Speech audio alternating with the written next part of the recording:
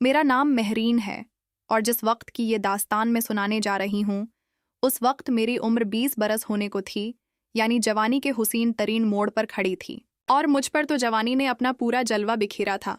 हुसैन तो मैं बचपन से ही थी।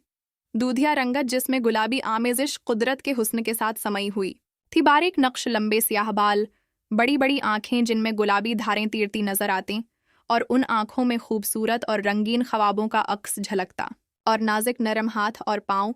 मेरा कज़न फरहान, जो मुझसे सिर्फ 10 माह छोटा था देखने में, हम दोनों हम उम्र लगते थे। इस वक्त से पहले भी हम बहुत अच्छे दोस्त थे और उसे कंप्यूटर का बिल्कुल शौक नहीं था और उन दिनों कंप्यूटर सीखना इतना ज़रूरी ख्याल नहीं किया जाता था। वो मेरे वालिद के साथ दुकान पर जाया करता और कारोबार सीख रहा था। मेरे वालिद का कारोबार इसी ने संभालना था। मेरे वालिद सुन्नार थे और लाहौर की मरकजी मंडी में उनकी दुकान थी और हमारा ताल्लुक लाहौर से था। तो मैं फरहान के बारे में बता रही थी। फरहान था तो 19 बरस का, लेकिन देखने में 25 से ज़्यादा का नज़र आता। अच्छा खाना पीना और बेफिक्री की ज़िंदगी ने उसे सेहत बख्शी थी। वो भी मेरी तरह खूबसूरत था। लंबा चौड़ा, जवान, मजबूत जिस्म।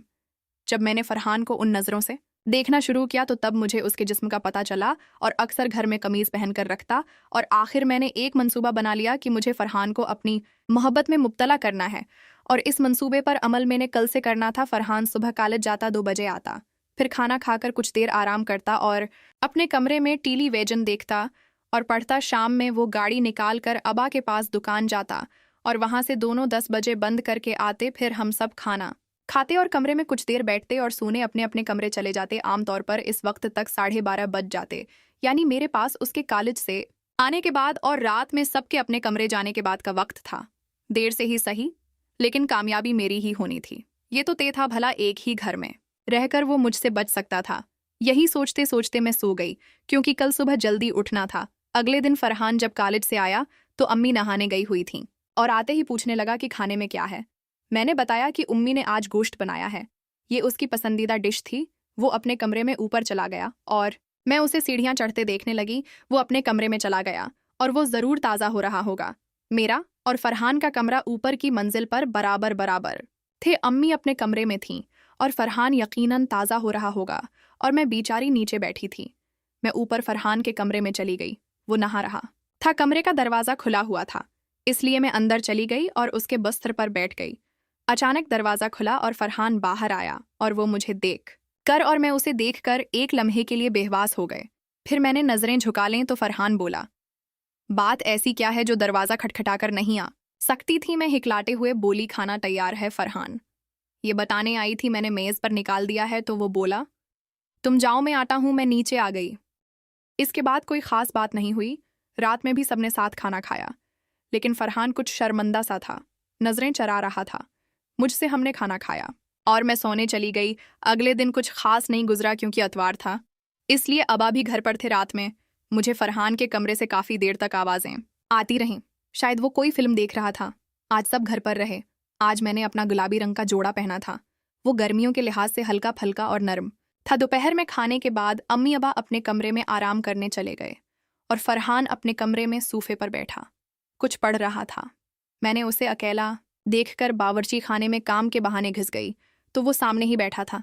मैं जल्द ही बावर्ची खाने से वापस आई और उसके सामने वाले सूफे पर बैठ गई। हम दोनों के दरमियान मेज़ थी और वो सूफे से टेक लगाए रिसाला देख रहा था। मैंने भी एक उर्दू रिसाला उठाया और मेज़ पर रखकर पढ़ने लगी। पूरा कमरा एयर कंडीशन था और मैं भी पढ़ रही थी, वो भी पढ़ रहा था। यूं तो हमारी कुछ बातें नहीं हो रही थीं। वो न जाने सोचों में गुम था और मैं सिर्फ उसके बारे में सोच रही थी कि वो मेरी तरफ क्यों नहीं देख रहा। आखिर कुछ देर बाद मैंने ही उससे बात की, फरहान तुम कितनी तेज आवाज में टीली वेजन देख रहे थे? रात को मेरी आंख कई बार खुल गई। वो चौंका और उसने अपनी नज़रों के सामने से रिसाला हटाया और साथ ही उसकी नज़र मेरी गोरी रंगत पर पड़ी। में आंखें बज़ाहिर तो रिसाले पर जमाए बैठी उसके जवाब की मंतज़र थी, लेकिन मेरी तौजह उस पर ही थी। उसने पहली बार मेरी तरफ देखा, फिर नज़रें झुका लें और उसने फिर गौर से मेरी तरफ देखा और नज़रें जमाए रखें। मैं मेज़ के शीशे में उसे अपनी तरफ देखता देखकर दिल ही दिल में खुश हो रही थी। फिर मैंने अचानक ऊपर देखा और उसे अपनी तरफ देखते हुए पाया। मुझे यूं उठते देखकर वो घबरा गया, लेकिन मैंने कोई तौजह नहीं दी। फिर वो बोला, मैं एक नई एक्शन फिल्म देख रहा था। तो मैं बोली, मैंने ये कब पूछा? कि तुम कौन सी फिल्म देख रहे थे। मैंने तो ये पूछा था कि तुम इतनी रात में क्यों देख रहे थे। वो खामोश हो गया। मैंने ये बहस खत्म की और आज के लिए इतना जलवा ही काफ़ी था और मैं सीढ़ियाँ चढ़ती अपने कमरे मैं आ गई। फिर शाम में जब मैं नीचे आई तो वो अपने दोस्तों के साथ जा चुका था और मैं उम्मी के साथ घर के काम करवाती रही और फरहान रात में काफ़ी देर से आया। खाना खाकर हम सब अपने अपने कमरे में चले गए और रात काफ़ी हो गई थी। हर तरफ खामोशी थी, इसलिए मैं भी सो गई। अगले दिन मैंने आज पहली बार फरहान को अपनी तरफ देखते महसूस किया। यानी कई बार मुझे महसूस हुआ कि उसकी नज़रें मुझ पर टिकी हैं। मैंने हमेशा ही किसी भी खानदानी तकरीब में अपनी तरफ नज़रों को महसूस किया है और कुछ ऐसे ही फरहान के साथ भी हो रहा था। शायद उसे कभी ये एहसास ही नहीं हुआ कि वो अपने ही घर में किस क़यामत की खूबसूरत लड़की के साथ रह रहा था। आज पूरा दिन ऐसे ही गुजरा। वो मुझे देखता रहा और अब देखना है कल क्या होगा। अगले दिन मैंने अपना सियाह जोड़ा सुबह ही निकाल लिया था और मेरा रंग क्योंकि बहुत गोरा था इसलिए काले में तो मैं बहुत ही खूबसूरत हो जाती हूँ। और आज जब फरहान कॉलेज से वापस आया तो मैं उसके आने से पहले ही तैयार हो गई थी। मैंने ही फरहान के लिए दरवाज़ा खोला और लंबा चौड़ा खूबसूरत फरहान गर्मी से परेशान अंदर आया और मुझे नज़र भरकर देखा। वो अपने कमरे में गया और नहा धोकर नीचे आ गया। हम दोनों और अम्मी ने खाना लगाया और खाने की मेज़ पर रोज़मर्रा की बातें ही होती रहें। अम्मी ने पूछा, मेहरीन आज तुम्हें कहीं जाना है जो इतनी तैयार होकर बैठी हो। मैं बोली, जी अम्मी अगर इजाज़त हो तो मुझे अपनी कॉलेज की सहेली समीना के घर जाना है फरहान, मुझे वहाँ छोड़ दे, मैं वापस रक्शे पर आ जाऊंगी। अम्मी बोले, बेटी मेरी तरफ से तो इजाज़त है फरहान, तुम बताओ महरीन को छोड़ दोगे। फरहान बोला, महरीन तुम्हें किस तरफ जाना है। तो मैं बोली, फरहान तुम चलो मैं तुम्हें रास्ता बता देती हूँ, यहाँ से ज़्यादा दौर नहीं है। उसकी अपनी मोटर साइकिल थी, वो उसी पर जाता था। वो राज़ी हो गया। शाम 4:30 बजे हम दोनों घर से निकले तो गर्मी अभी भी शदीद थी। वैसे तो मैं फरहान के साथ कई बार मोटरसाइकिल पर बैठी थी, लेकिन इस तरह नहीं जैसे आज बैठ रही थी। मैंने घर से निकलते हुए अपने ऊपर एक बड़ी चादर ले ली और अपना पूरा जिस्म इससे छिपाकर अपने चेहरे पर भी लपेट लिया। यूं तो मैं अपने कपड़े और चादर संभालने में मग्न थी, लेकिन फरहान की बदलती हालत से भी बाखबर थी। फरहान ने मोटरसाइकिल शुरू कर दी और मैं चादर संभालती उसके पीछे जा बैठी और मोटरसाइकिल शुरू होकर चल पड़ी। मेरे नरम और नाजुक हाथ उसके बाजू पर थे जिनमें पड़ी सुनहरी चूड़ियों की झनकार उसके दिल पर बजलियां गराने वाली थी। और बहुत जल्द रास्ता खत्म हो गया। काश कुछ और लंबा हो जाता। ये मंजिलें इतनी जल्दी क्यों आ जाती हैं? जब मंजिल पर पहुंचने की जल्दी हो तो ऐसा लगता है कदमों का फासला है, और जब मंजिल की कोई जल्दी ना हो, मंजिल से ज़्यादा रास्ते अजीज हों तो मंजिल सफ़र शुरू होते ही सामने आ खड़ी होती है। अब तो मेरी मंजिल आ चुकी थी, न चाहते हुए भी उतरना ही था। फरहान मोटरसाइकिल रोक कर मेरे उतरने का मुंतज़र था और मैं मोटरसाइकिल से उतर आई। मैंने फरहान की तरफ शिकवा भरी आंखों से देखा और वो खुदगर्ज मेरी तरफ एक नज़र डाले बगैर ही मोटरसाइकिल ले उड़ा। दोस्त से मिलना तो एक बहाना था, मेरा दिल उसके पास नहीं लगा। वो पूछती रही कि तुझे क्या हुआ है, आज क्यों उड़ी उड़ी सी है, क्या बताती उसे, और मैं जल्दी ही चली आई। समीना मेरी बचपन की दोस्त थी और साथ पढ़ती थी, मेरे बहुत से राजों की शरीक थी, लेकिन ये राज ऐसा है जो मैं उसे भी नहीं बता सकती। इस रात में अपने कमरे में आकर इंटरनेट चलाया, ईमेल्स चेक किए तो काफ़ी रात हो चुकी थी और सुबह कॉलेज भी जाना है, इसलिए मैं सो गई। अगले दिन रोज़ की तरह आज का भी दिन बस यूं ही सा गुजरा। कॉलेज, वही दोस्त, वही बातें, वही घर आकर वही काम। फिर जब फरहान दुकान पर चला गया तो मैं भी अपने कमरे में चली आई। अम्मी अपने कमरे में सोने चली गईं और मैं सोचती रही। फिर इंटरनेट इस्तेमाल किया और वक्त का पता ही नहीं चला कि कब शाम हो गई। नीचे बावर्ची खाने से आती आवाज़ों से अंदाज़ा हुआ कि अब फरहान और अबा के आने का वक्त हो चला है। मैं उठकर गसल खाने में गई और ताज़ा होकर बाहर आ गई। रात का खाना खाया गया और हल्की फल्की बातों के दौरान फिर पूरी फैमिली ने कुछ देर टेलीविजन देखा। मेरी नज़रें फरहान पर जमी थीं और जैसे ही वो मेरी तरफ देखता हुआ पाता नज़रें हटा लेती, लेकिन मैं समझ रही थी कि उसकी नज़रें बार बार मुझ पर टक जाती हैं। फिर हम सब अपने अपने कमरे में चले गए। अगले दिन वक्त बहुत जल्दी गुजर गया। दिन भर तो यूं ही सा गुजरा। दोपहर में खाने के बाद मैंने फरहान को अपनी तरफ देखते हुए पाया हुआ कुछ यूं कि जब मैं खाने के बर्तन उठाकर बावर्ची खाने की तरफ जा रही थी तो इत्तेफाक से मेरी नज़र बावर्ची खाने के दरवाजे के साथ लगे शीशे पर पड़ी। मैंने फरहान को अपनी तरफ देखते पाया। वो इससे बेखबर था कि मैंने उसे पकड़ लिया है। फरहान के जाने के बाद मैं अपने कमरे में सोने चली गई और शाम को मैं आज काफ़ी दिनों बाद छत पर गई तो मैंने बराबर वाले घर में एक लड़की को देखा। उससे बात की तो पता चला कि वो बराबर वाले चचा और चची की भांजी है और वहाँ कुछ महीनों के लिए रहने आई हुई है। उसका नाम आयशा था। हमारी कुछ देर बातें हुईं और वो कराची से आई थी और वहाँ के ही एक निजी कॉलेज में BSc की तालबा थी। ज़्यादा बात नहीं हो सकी और अम्मी ने शाम ज़्यादा होने पर आवाज़ देकर नीचे बुला लिया और हम दोनों, उम्मी और मैं, रात के खाने की तैयारियों में लग गए। फरहान और अबा के आने के बाद हमने कुछ देर टेलीविजन देखा और फिर खाना खाया। अबा आज थके हुए थे तो वो जल्दी ही अपने कमरे में चले गए। मैं और फरहान बैठे टेलीविजन देख रहे थे। मैंने फरहान को बताया कि बराबर में एक लड़की आई है और बस उनसे बातें कर रही थी, लेकिन मेरे दिमाग में आज एक मंसूबा था। मुझे बस उम्मी के बावर्ची खाने से अपने कमरे में जाने का इंतजार था। वो अपना काम खत्म करके कमरे की तरफ चल दें। मैं फरहान के बराबर रखे सूफे पर बैठी थी और फरहान फर्श पर लेटा अपने पाँव मेज़ पर रखे टेलीविजन देख रहा था। मैंने फरहान से पूछा, फरहान पानी पियोगे? वो चौंका टेलीविजन देख रहा था। बोला, अच्छा लाओ पिला दो। वो मेरी तरफ ही मुखातब था। मैं जल्दी से उठी और बावर्ची खाने की तरफ बढ़ी, जिसके एक कोने में वाटर कूलर रखा हुआ था। साइड पर लगे शीशे में मैं अपने दीवाने को देख सकती थी। मेरी तरफ देख रहा था। मैं वाटर कूलर के पास रखी 2 गिलास उठाए और उन्हें आहिस्ता आहिस्ता भरने लगी और जब गिलास भर गए और मैं मुस्कुराती हुई अचानक मड़ गई तो फरहान बुरी तरह घबरा गया।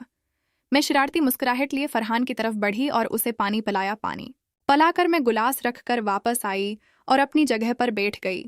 कुछ देर बाद हम दोनों अपने अपने कमरे में चले गए। अगले दिन वो लड़की आयशा मुझसे मिलने मेरे घर आई। अम्मी से भी मिली, बेचारी यहाँ लाहौर में बोर हो रही थी। मैं उसे अपने कमरे में ले गई और हमने काफ़ी देर बातें की। उसने कराची के बारे में काफ़ी कुछ बताया। मुझे कराची जाने का हमेशा से ही बहुत शौक है। कराची ख्वाबों का ऐसा शहर है जिसकी खूबसूरती में इंसान खोसा जाता है। मैंने वहाँ की खूब बातें की और उसे लाहौर के बारे में और यहाँ की चीज़ों के बारे में बताया। वो कह रही थी, क्या तुम मुझे लाहौर घुमा सकती हो? मैंने फ़िलहाल तो उसे टाल दिया कि मैं तो अकेली बाहर नहीं निकलती। वो हैरान थी कि तुम कैसी अजीब लड़की हो, ज़माना कहाँ से कहाँ जा रहा है, तुम वहीं अब तक बाप के साथ ही निकलोगी। फरहान से रात में खूब बातें हुईं और मैं उससे कराची के बारे में पूछती रही। वो काफ़ी दफ़ा वहाँ घूम कर आया है। मैंने उसे बताया कि आयशा तो ये कह रही थी, वो कह रही थी। रोज़मर्रा की बातें होती रहीं। आज मैंने मैसेंजर पर चीटिंग की कुछ दोस्तों से, जिन्होंने मुझे कुछ तस्वीरें भी भेजें। बहुत अच्छी तस्वीरें थीं। मैंने मंसूबा बनाया था कि आज, क्योंकि हफ्ता था, फरहान जल्द घर आता, क्योंकि आज वो रात में दोस्तों के साथ होता और रात देर से घर आता। तो इसी वक्त जब वो घर आएगा तो मैं उसे अपने दिल की बात बताऊंगी। खाना करके वो चला गया और मैं अपने कमरे में आकर शाम की तैयारी करने लगी। मैंने अपना एक हल्का स्लेटी रंग का जोड़ा निकाला जो काफ़ी पुराना था। इस पर हल्के स्लेटी रंग के फूल बने हुए थे। शलवार भी इसकी सफ़ेद थी। इसका दुपट्टा बहुत बड़ा था। मैंने वही निकाला। शाम में नहाकर मैंने वो जोड़ा पहना और अपने कमरे में आकर आईने के सामने खड़ी होकर मैंने अपना जायज़ा लिया। वाकई बहुत खूबसूरत लग रही थी। मैं तैयार होकर नीचे चली आई तो फरहान के आने का वक्त ही था। दरवाजे की घंटी बजी। में खुल उठी, जाकर दरवाज़ा खोला तो काफ़ी मायूसी हुई। सामने ही आयशा खड़ी थी। वो अंदर आ गई, कहने लगी कि अगर तुम फारिग हो तो मैं कुछ वक्त तुम्हारे साथ गुजार लूँ, घर पर बोर हो रही थी। मुझसे पहले ही अम्मी बोल पड़े कि नहीं बेटी, अपना ही घर समझो इसे और जब दिल करे आ जाया करो। वो भी अंदर आकर मेज़ पर बैठ गई और हम बातें करने लगे कि इतने में फरहान की मोटरसाइकिल की आवाज़ आई और फरहान आ चुका था। वो अंदर आया। आयशा और फरहान पहली दफ़ा एक दूसरे को देख रहे थे तो मैंने आयशा की आंखों की पसंदीदगी देखी और न जाने क्यों मेरा दिल जलकर रह गया। मुझे ऐसा लगा जैसे मेरी अपनी चीज़ को कोई दूसरा अजनबी नज़रों से देख रहा था। फरहान ने उससे अखलाक से मिला, फिर वो ऊपर अपने कमरे में चला गया। मैं सोच रही थी कि अब वो अपने कमरे में होगा कि अचानक मुझे आयशा ने चौंका दिया। वो कह रही थी कि चलो ऊपर चलते हैं और हम दोनों ऊपर ही चले गए। काफ़ी देर तक बातें करते रहे, लेकिन अब उसकी बातों का महवर ज़्यादातर फरहान था और मुझे उसकी बातों में दिलचस्पी नहीं थी। अल्टा मेरा खून खुल रहा था। आयशा बोली, वैसे शादी कब हो रही है तुम्हारी? तो मैं बोली, अभी तो कोई अमकान नहीं। दौड़ दौड़ तक तो आयशा बोली, क्यों भला, बहुत जल्दी है। ऐसी ही बातों में काफ़ी वक्त गुजर गया और खाने का वक्त हो गया। अम्मी ने उसे बहुत रोका, लेकिन वो कुछ मेहमानों के आने का कहकर अपने घर चली गई। आज फरहान अब तक घर पर था। खाने के बाद उम्मी अबा गली के कोने पर मौजूद डॉक्टर के क्लिनिक तक गए, क्योंकि उम्मी का ब्लड प्रेशर चेक करवाना था।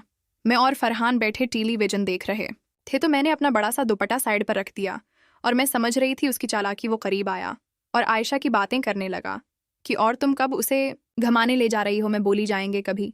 और मैं उठकर बावर्ची खाने में आई, उसे लस्सी बनाकर दी और नीचे कमरे में चली आई और थोड़ी देर बाद वापस आकर फिर फरहान के साथ बैठ गई और जानबूझकर एक रिसाला उठाकर पढ़ने लगी। अम्मी अबा बहुत जल्द वापस आए और जब दरवाजे की घंटी बजी तो फरहान दरवाज़ा खोलने गया। उम्मी की आवाज़ सुनते ही मैं संजीदगी से बैठ गई और दुपट्टा सही तरह ओढ़ लिया। जब फरहान अंदर आया तो मुझे दुपट्टे में देख कर चौंका। उसकी आंखों में उलझन थी कि अम्मी अबा के आते ही दुपट्टा ओढ़ लिया। ये बात उसे परेशान कर रही थी। दिन तमाम हुआ और फरहान इसके बाद दोस्तों में चला गया और कुछ देर बाद में इंटरनेट खोलकर बैठ गई। रात के 2 बज रहे थे और फरहान तो अब तक नहीं आया था, तो मुस हो गई। अगले दिन बाहर से खाना खाकर अभी कुछ देर पहले ही आए थे और आज इतवार था, सब घर पर ही थे। फरहान क्योंकि रात देर से घर आया था इसलिए वो देर से सोकर उठा। मैं ये सोच रही थी लेकिन वो क्यों नहीं कुछ कहता, ये मैं समझने से कासिर थी और सारी रात फरहान के ख्वाब देखती रहती थी। ये तो अब तक मेरे ख्वाब ही थे लेकिन मुझे उन्हें हकीकत में बदलना था, तो आज कोई ख़ास बात नहीं हुई। और रात का खाना हमने लाहौर की ही एक फोर्ड स्ट्रीट से खाया। वहीं अम्मी ने अबा को आयशा के बारे में बताया तो अबा ने कहा कि उसे भी साथ ले आते, वो भी लाहौर घूम लेती। मंसूबा ये था कि अगली दफ़ा जब हम खाना खाने आए तो आयशा भी हमारे साथ होगी। न जाने क्यों मैं जल कर रह गई। शायद उसकी वजह ये रही हो कि आयशा के साथ आने की बात सुनकर मैंने फरहान की आंखों में खुशी की हल्की सी झलक देखी थी और मुझे ये पसंद नहीं था कि कोई भी मेरे सिवा फरहान को देखे, जिसे सबसे पहले मैं अपना बनाने की किस्म खाई बैठी थी। मेरा मूड कुछ ख़राब सा हो गया। खाना खाकर हम वापस घर आ गए और कुछ देर टेलीविजन देखा, फिर सब अपने अपने कमरों में चले गए। कल हफ्ते का दिन था, अब मैं भी सो गई। कल कॉलेज भी जाना है और आज इंटरनेट नहीं चलाया, बस मूड कुछ ख़राब सा था। जब फरहान आज खाना खाकर अबा के पास दुकान पर चला गया, उम्मी तो अपने कमरे में सोने चली गई और मैं ऊपर अपने कमरे में आ गई। मैं पागलों की तरह कमरे के चक्कर लगा रही थी। जब हद से गुजर गई तो मैंने ऐसे ही अपने कमरे का दरवाज़ा खोलकर बाहर झांका। पूरा घर खामोश था। बराबर में ही फरहान का कमरा था, उसका दरवाज़ा बंद था पर ताला नहीं था। अम्मी शायद अपने कमरे में सो चुकी थी। मैं अपने कमरे से बाहर आ गई और नीचे झांका तो अम्मी के कमरे का दरवाज़ा बंद था। मैं दब्बे कदमों फरहान के कमरे में घिस गई और अंदर जाकर दरवाज़ा बंद किया और मैं जाकर उसके बस्तर पर लेट गई। यहाँ फरहान लेटकर सोता था। मैं उठी और फरहान की अलमारी की तरफ बढ़ी। अलमारी खोली तो अचानक मेरी नज़र फरहान के दराज पर पड़ी। वो हल्का सा खुला हुआ था। मैंने उसे बाहर खींचा। अंदर फरहान के कागजात थे, कुछ किताबें थीं। मैंने कुछ किताबें निकालें और दराज वापस अपनी जगह लगा दी और अपने कमरे में वापस चली आई और सो गई। शाम को मेरी आंख देर से खुली, नीचे आकर काम में लग गई और खाने के बाद आयशा आ गई। कुछ देर उससे बातें की। जब वो गई तो कुछ नोटिस तैयार करने थे।